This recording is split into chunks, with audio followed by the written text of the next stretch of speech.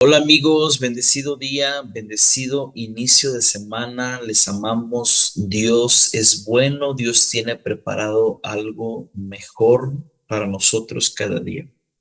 Vamos a continuar con nuestros devocionales y te quiero invitar a que nos tomemos un tiempo para orar y te quiero compartir el tema y el versículo que es el base y el tema es misericordia quiero.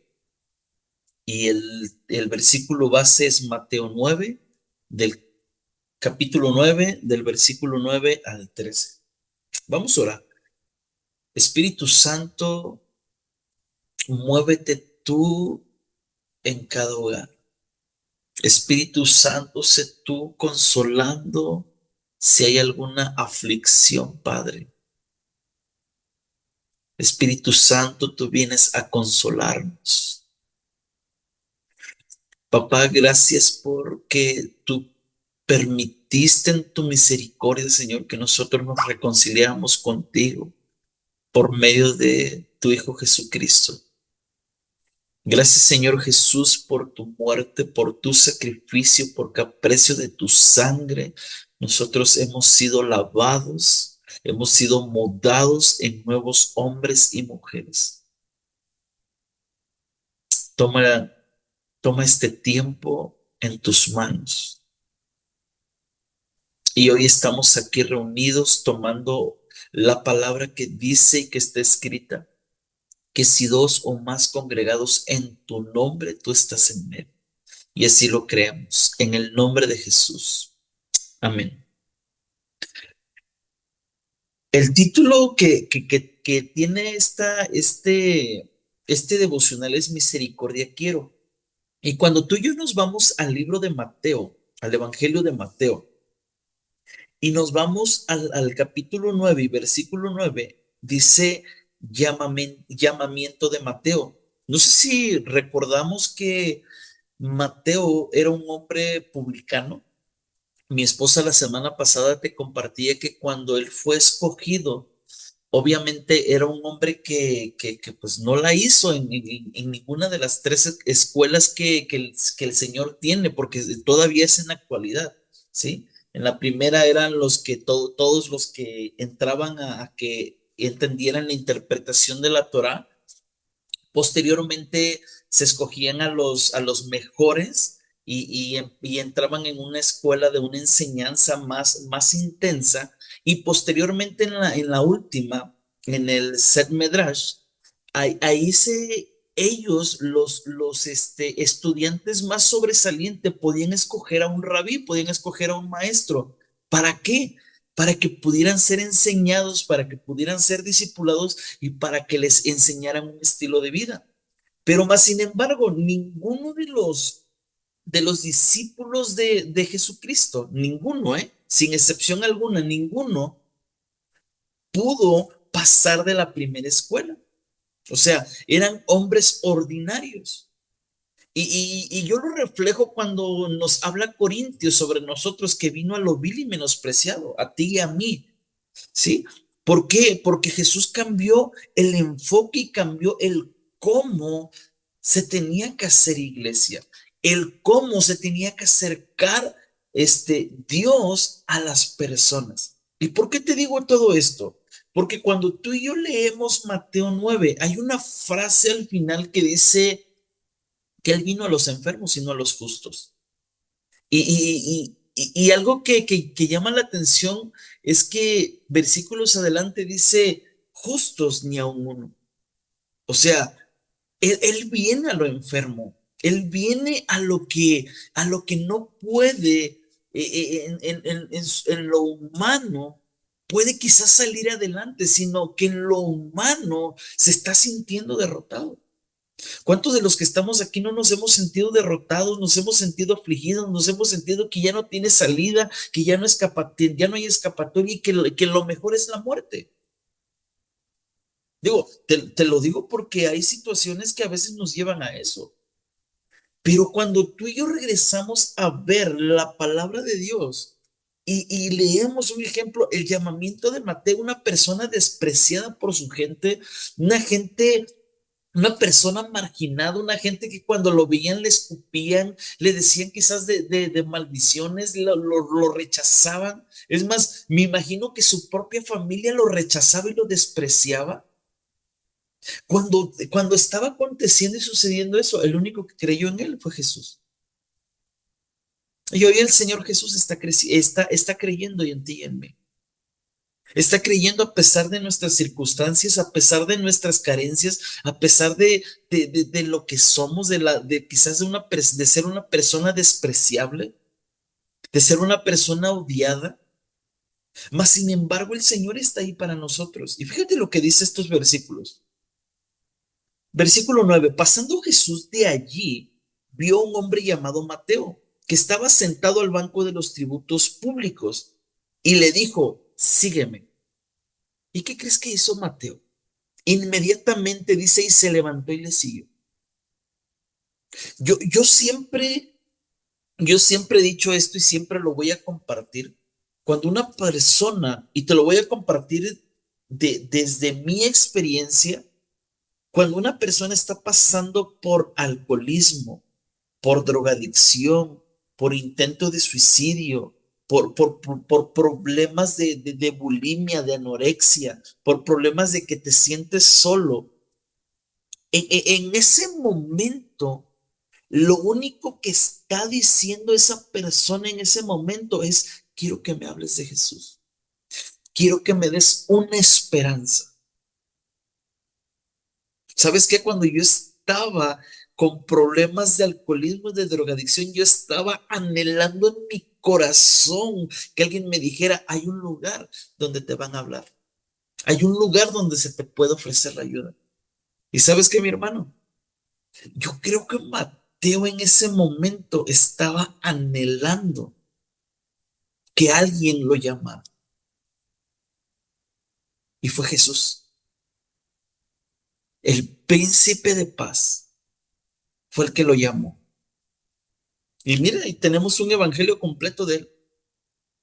Y yo creo que es uno de los evangelios más completos porque está a través de los ojos de un hombre que fue mudado, de que tenía una capacidad impresionante para ser un administrador.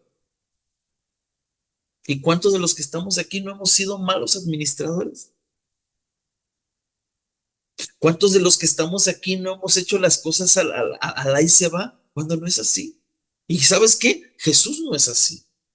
¿Y por qué te digo esto? Versículo 10, vamos a continuar leyendo. Dice, y aconteció que estando sentado, dice que estando él sentado a la mesa en la casa, he aquí que muchos publicanos y pecadores que habían venido se sentaron juntamente a la mesa con Jesús y sus discípulos. Cuando vieron esto los fariseos, dijeron a los discípulos, ¿por qué come vuestro maestro con los publicanos y pecadores? Al oír esto, Jesús les dijo, los sanos no tienen necesidad de médico, sino los enfermos. Id pues y aprended lo que significa. Y aquí recita algo del profeta Oseas. Misericordia quiero y no sacrificio, porque no he venido a llamar a justos, sino a pecadores al arrepentimiento. Y cuando habla de justos, cuando toca la palabra justos, esto es retórico. Esto es algo que alguien que se cree que está bien, decir estoy bien. O sea, el egocentrismo y el decir, mi ego decir yo estoy bien y no necesito de nadie. ¿Y sabes por qué te digo esto? Porque versículos posteriores, mismo Jesús dice, justo ni a uno. O sea, justos en su propia opinión. Es como aquella persona que puede ir a la iglesia, se puede sentar y nada más está analizando de la persona que está compartiendo y diciendo, esto está bien, esto está mal y esto. Cuando, cuando nos reunimos, el Señor dice, no dejando de congregarse como algunos tienen por costumbre. Y Él dejó ese día para que tú y yo nos reuniéramos y le alabáramos a Él.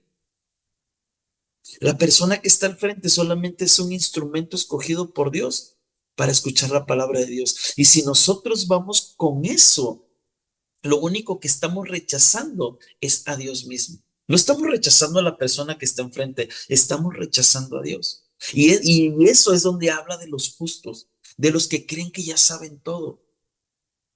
¿Y sabes qué hizo Jesús? Jesús se sentó a la mesa, se sentó con los enfermos, se sentó con los que tenían problemas, se sentó con los que debían impuestos, se sentó con los que habían robado, con los que habían violado, con los que habían maldecido, con los que habían mentido. ¿Y sabes qué hizo? ¿Qué hizo la gente? La gente se sintió amada. Y cuando la gente se siente amada, cuando tú y yo vamos a las personas y nos empezamos a involucrar en lo que ellos hacen, la palabra de Dios solito envuelve. Me llama la atención de una parte de lo que escribe el autor de este devocional. Y dice lo siguiente, te lo voy a leer textual porque me gustó esta parte. Dice, Cristo quería llamar a los pecadores al arrepentimiento. Para hacerlo, estaba dispuesto a acercarse a ellos y meterse en su mundo, interesándose en sus actividades y participando de sus encuentros. La gente se sentía amada y por esta razón estaban dispuestos a escucharle. Que Dios en su bondad no nos que Dios en su bondad nos revista a nosotros también de su misericordia, para sentirnos libres de asistir a las fiestas de los que están perdidos, simplemente porque los amamos. Cuando tú y yo nos involucramos con las personas, lo único que van a anhelar esas personas es y van a experimentar es el amor de Dios a través de mi vida y de tu vida. Las personas que están en nuestra familia, lo que están es lo que están anhelando es un abrazo del Padre Celestial. ¿Y sabes qué? El instrumento eres tú y yo. El instrumento para cuando hay esos momentos donde hay una enfermedad terminal en medio de algún familiar de tu descendencia, es ir y llegar y abrazar solamente. Cuando tú abrazas, ellos están sintiendo el abrazo de parte de Dios. Y no es porque tú seas acá un top, no es porque tú prediques, no es por eso. Es porque Dios se quiere ceder, Jesucristo se quiere ceder al mundo a través de tu vida y mi vida. Porque Dios Jesús quiere abrazar, es más, en el Nuevo Testamento esto no los dejó escrito, dice que somos embajadores del reino. Tú y yo somos los representantes del cielo. Imagínate cómo se sintieron los apóstoles que habían sido escogidos hasta ese momento. El llegar que un publicano se sentara a la mesa con Jesús y con él. Que entraran a una tierra y los vean y vieran que ahí va Mateo, el que les estaba cobrando, el que los estaba hostigando, el que les ponía el pie en la garganta y decirles, es que ya no tengo nada, pues dame lo que tienes, aunque sea la túnica. Pero ¿qué crees? Jesús quería transformar desde adentro. Jesús quería acercarse a todos. Mi hermano, déjame decirte algo, mi hermano, mi hermana. Jesús te escogió a ti. Tú no lo escogiste. Él a ti y a mí nos escogió. Es más, desde antes de la fundación del mundo, ya sabía que nosotros íbamos a estar sentados a la mesa, deleitándonos de esta porción del pastel que nos preparó. ¿Y qué es esto? ¿Qué es la palabra de Dios? Porque la palabra de Dios es viva y eficaz, porque la palabra de Dios no pasará. El cielo y la tierra pasarán, pero su palabra nunca pasará. Y esa es la que siempre nos va a mantener. Es la palabra de Dios es la única que nos va a restaurar. Si tú quieres ser un hombre, una mujer, una familia restaurada, ¿sabes qué tienes que hacer? ¿Sabes qué tenemos que hacer? Leer la palabra de Dios.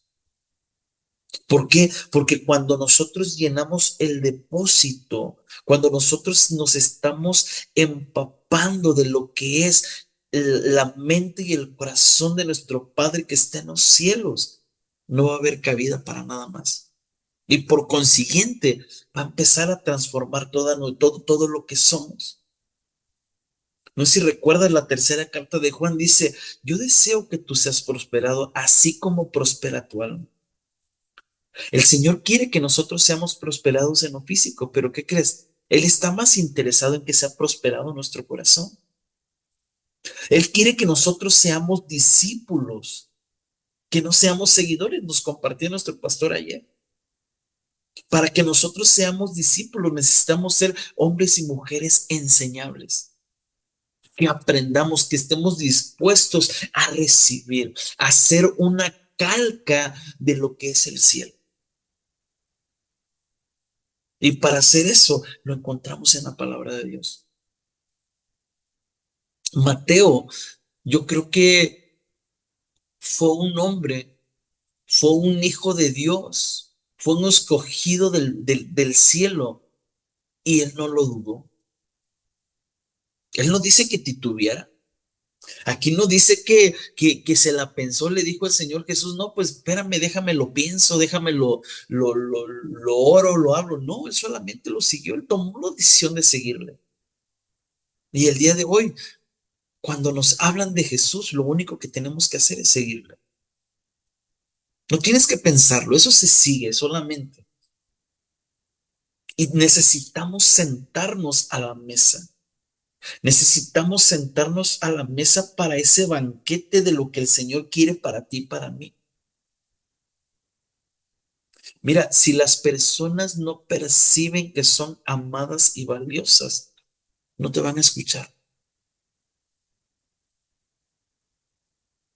Tú y yo necesitamos ir a ellos y ser parte de ellos. ¿Recuerdas cuando hay una parte del fragmento de la palabra que dice, y se hacían a ellos?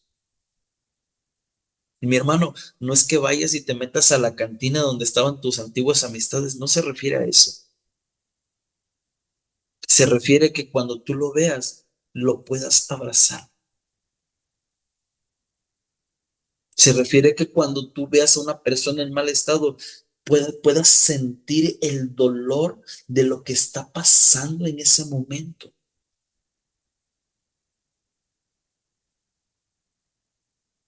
En ese momento donde esa familia, esas personas están pasando por una situación bien difícil y solamente decirles, Dios está contigo y Jesucristo es la respuesta. Cuando tú y yo abrazamos esas personas, el Señor nos está utilizando como ese instrumento útil.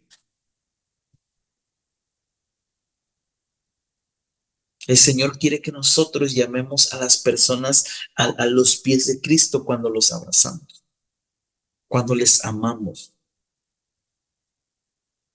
Muchas veces, a veces comunicamos el mensaje de que nuestro interés por ellos es que se enganchen en los programas, de que se enganchen en las reuniones, que llamemos a la gente, ven, mira, tengo un grupo de estudio, tengo un grupo de liderazgo, mira, aquí el Señor te va a hablar, este es el mejor y es una mentira.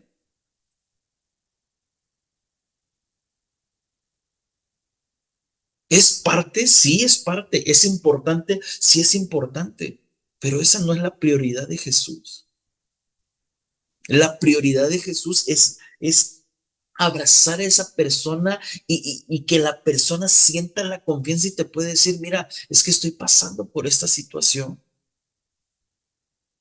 Y que tú y yo solamente los abracemos y los podamos hacer sentirse amados por Dios. A veces las personas se acercan a nosotros y ¿sabes para qué? Solamente para ser escuchadas. A veces no necesitan que tú saques la Biblia y digas, hey, es que la palabra de Dios dice esto y yo siento de parte de Dios que tienes que hacer. No, mi hermano, Necesitamos ser aterrizados, dice mi pastor, necesitamos ser aterrizados. Hay que bajarle tres rayitas y ponernos a la altura como Jesús lo hizo. Sentarnos a la mesa, ser parte y decirle, hey, Dios tiene un cuidado especial.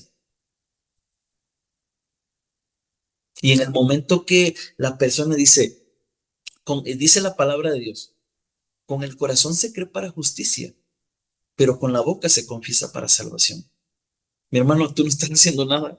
La persona cuando abrió su corazón, por lo que está escrito, la persona está alcanzando salvación. Y mira, no sé, digo, lo voy a mencionar a Chuchito porque sé que tengo la confianza con él. No es porque se acerquen a Chuchito y le abran, le abran su corazón y ya fueron restaurados. No, mi hermano, puedo utilizar a la persona que llegó ayer a la iglesia por primera vez. Va a utilizar a cualquiera. Tú, mi hermano, tú, mi hermano, mi hermana, si tú te sientes que no vales nada, si tú te sientes que vas llegando a la iglesia y que el Señor no te puede utilizar, mi hermano, y a veces yo creo que son los que más utilizan. Y voy a utilizar nuevamente un ejemplo de mi pastor. Él nos platicaba hace un par de meses, nos decía, dice, ¿cómo me gustaría que usted, y se estaba refiriendo a los líderes, les decía, ¿cómo me gustaría que regresaran como esos nuevecitos? El nuevecito cuando llega al culto, se come todo el pastel. Él no se conforma con una rebanada, se come todo el pastel completo. ¿Por qué? Porque disfruta la adoración, la alabanza, la palabra y está bien receptivo, está escuchando lo que viene de parte de Dios. Y es la persona que se lleva más. Porque eso es lo que tú y yo debemos hacer cuando estamos delante de Jesús, deleitarnos solamente con Él. Y Mateo lo sabía. Mateo por esa situación en su corazón estaba anhelando que saliera de esa vida de ser publicano para ser llamado a los pies de Jesucristo. Se sintió amado y solamente le siguió.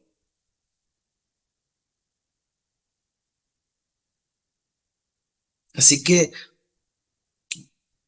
mi hermano, lo único con lo que te quiero dejar es que tú eres una persona útil en las manos del Señor. Y el Señor nos ha escogido. No importa lo que hiciste, lo que hicimos ayer. No importa, es más, si hicimos algo ahorita en la mañana. El Señor nos escogió. Lamentaciones 3:23 dice, 3:22-23 dice que las misericordias de Dios son nuevas cada mañana. En el libro de Miqueas dice que Él tomó nuestros pecados, los arrojó al mar y ya nos acordó nada más de ellos. Tú y yo, cuando decidimos seguir a Jesús, tomamos una vida nueva. Una vida diferente. Que nosotros queramos regresar es muy diferente, pero ella nos entregó una vida nueva, una vida con propósito y una vida que ese propósito solamente es Jesús. Solamente es Jesús. Él vino a los enfermos, Él vino a los afligidos y tú y yo debemos de ir a ellos. Amén.